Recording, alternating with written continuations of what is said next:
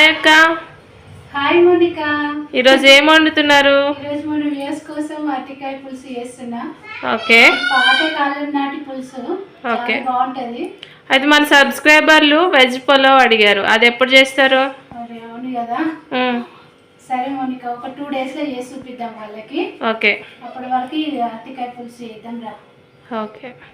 మన వాళ్ళకి ఎవరికైనా మీకు ఎవరికైనా ఏమన్నా రాని వంటలు ఏమన్నా ఉంటే కామెంట్ బాక్స్లో చెప్పండి, చెప్తే నేను చేసి చూపిస్తాను మీకోసం. ఓకే. ఇప్పుడు నేను పెద్ద 2 ఉల్లిపాయలు తీసుకున్నా. 2 ఉల్లిపాయలని ఇట్లా కట్ చేసుకొని 2 టమాటాలు తీసుకున్నా. ఇందులో వేసేద్దాము.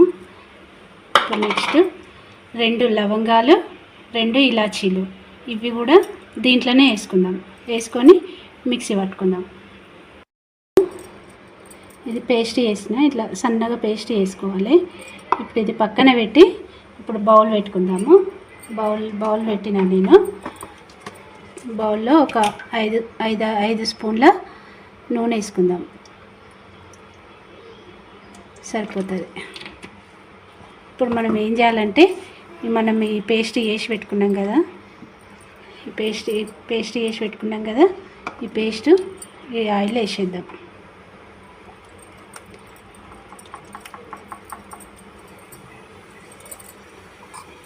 చూడండి, ఇదంతా మంచిగా మిక్సీ పట్టుకున్నదంతా దీంట్లో వేసేసుకొని ఇదంతా మంచిగా నూనెలో మగ్గాలి. మరి ఇదంతా మనం అన్నీ 2 టమాటాలు పచ్చివే పట్టుకున్నాము, ఉల్లిపాయలు పచ్చివే పట్టుకున్నాం కదా, ఆ రెండింటిది అంతా పచ్చి వాసన పోయే వరకు కొంచెం మంచిగా నూనెలో మగ్గనివ్వాలి. ఒక 2-3 నిమిషాలు మగ్గనిద్దాం నేను మంచిగా. నెక్స్ట్ అల్లం ఎల్లిగడ్డ పేస్ట్ వేసుకుందాము. అల్లం ఎల్లిగడ్డ పేస్ట్ అప్పటికప్పుడు నూరుకొని వేసుకుంటే కూర చాలా టేస్ట్గా వస్తుంది. కొంచెం ఓపిక తెచ్చుకొని ఏ కర్రీలకైనా అప్పటికప్పుడు ఇది దంచుకొని వేసుకోండి, కూర టేస్ట్ బాగుంటుంది. ఇప్పుడు మనం నెక్స్ట్ అరటికాయలన్నీ ఇట్లా రౌండ్గా కట్ చేసుకున్నాం. మీ ఇష్టం, అరటికాయలు ఎట్లయినా కట్ చేసుకోవచ్చు. ఇప్పుడు ఇవి దీంట్లో వేసేసి ఇప్పుడు మనకి పేస్ట్ అంతా వట్టే లెక్క మంచిగా కలపండి. మనం చేసుకున్న పేస్ట్ అంతా ఈ ముక్కలకి పట్టాలి. ఈ ముక్కలు మంచిగా ఒక 2-3 minutes దీంట్లో మగ్గియాలి. అప్పటి వరకు మనం దీన్ని మూత పెట్టేసుకుందాం. కొద్దిసేపు ఒక 2 minutes వేసుద్దాము. కలర్ చేంజ్ అయినాయి కదా, ఇప్పుడు మనం ఏం చేయాలంటే దీంట్లో పసుపు వేసుకుందాం. 1 స్పూన్ పసుపు, తర్వాత కారం 2 స్పూన్లు వేస్తున్నాను నేను. మీ ఇష్టం, మీరు ఎంతైనా వేసుకోవచ్చు, మీ టేస్ట్ని బట్టి కారం వేసుకోండి. నేనైతే 2 స్పూన్లు వేసిన. తర్వాత 1 స్పూన్నర ఉప్పు ఎక్కువ తిన్న వాళ్ళు ఎక్కువ వేసుకోండి, ఉప్పు తక్కువ తింటేనే బెస్ట్, తక్కువ వేసుకోండి. ఇప్పుడు మనం దీన్ని మంచిగా కలుపుకుందాం. ఇది కూడా మంచిగా నూనెలంతా ఈ కారం కొంచెం మగ్గాలి. ఇది కూడా ఒక 2 నిమిషాలు మగ్గించుకుందాం. దీన్ని మళ్ళీ ఒక 2 నిమిషాలు మూత పెట్టేసుకుందాం. మూత తీసి చూసుకుందాము, అది మంచిగా మగ్గిపోయింది. ఇప్పుడు నేను ఒక బౌల్ నిండా చింతపులుసు తీసుకున్నాను. చింతపండు, ఒక నిమ్మకాయ సైజ్ అంతా చింతపండు ఇలా పోసేసుకున్నాను. కలుపుకుందాం. పులుపు చింతపండు ఒక నిమ్మకాయ సైజ్ అంతా తీసుకున్నాండి నేను. మీరు పులుపు తగ్గట్టు మీకు ఏమైనా కొంచెం ఎక్కువ తింటే ఎక్కువ తీసుకోండి, తక్కువ తింటే తక్కువ తీసుకోండి. ఇప్పుడు మనం ఇదంతా కలుపుకున్నాం కదా, ఇప్పుడు ఏం చేయాలి దీంట్లో అంటే కొంచెం ధనియాల పౌడర్ వేసుకోవాలి. ఇప్పుడు నేను 1 స్పూన్ ధనియాల పౌడర్ వేసుకుంటున్నా, సరిపోతుంది.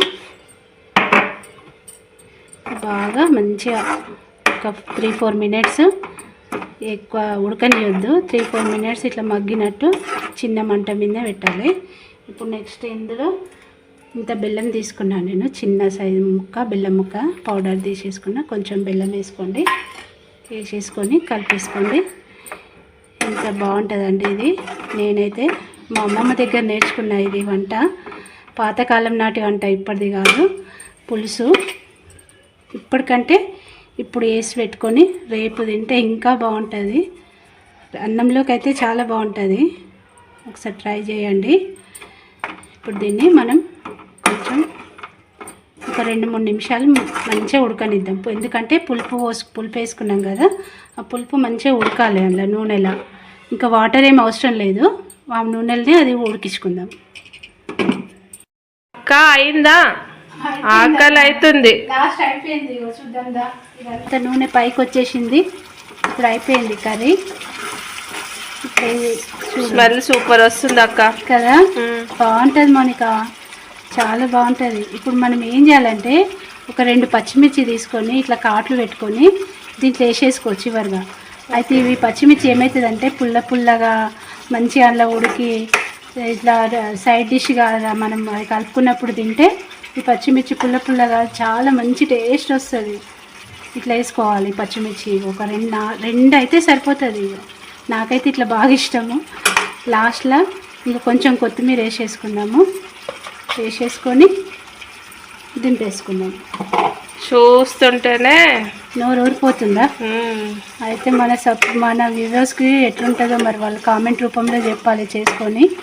ఓకే, చూద్దాం, నచ్చుతుంది అనుకుంటున్నా అందరికీ. చూద్దాం. అన్నం తిందాం రాయిగా. కర్రీ అయింది కదా, అన్నం తిందాం రాయిగా. పెట్టిన వేడిగా అన్నం. ఓకే, మంచిగా కర్రీ ఎంత బాగుంటుందంటే ఒకసారి చేసుకొని చూడండి, తినండి. వచ్చే మొనికాయ చూడండి, తినండి. వచ్చే మొనికాయ నాకైతే నోరు ఊరిపోతుంది. ఓకే, మీకు కూడా కావాలంటే ఒకసారి సేమ్ మెథడ్స్తోని ట్రై చేయండి. చేసి టేస్ట్ ఎట్లుందో నాకు కామెంట్ బాక్స్లో కామెంట్ పెట్టండి. నచ్చింది అనుకుంటా. నచ్చితే లైక్ చేయండి, షేర్ చేయండి, సబ్స్క్రైబ్ చేసుకోండి. Okay, bye.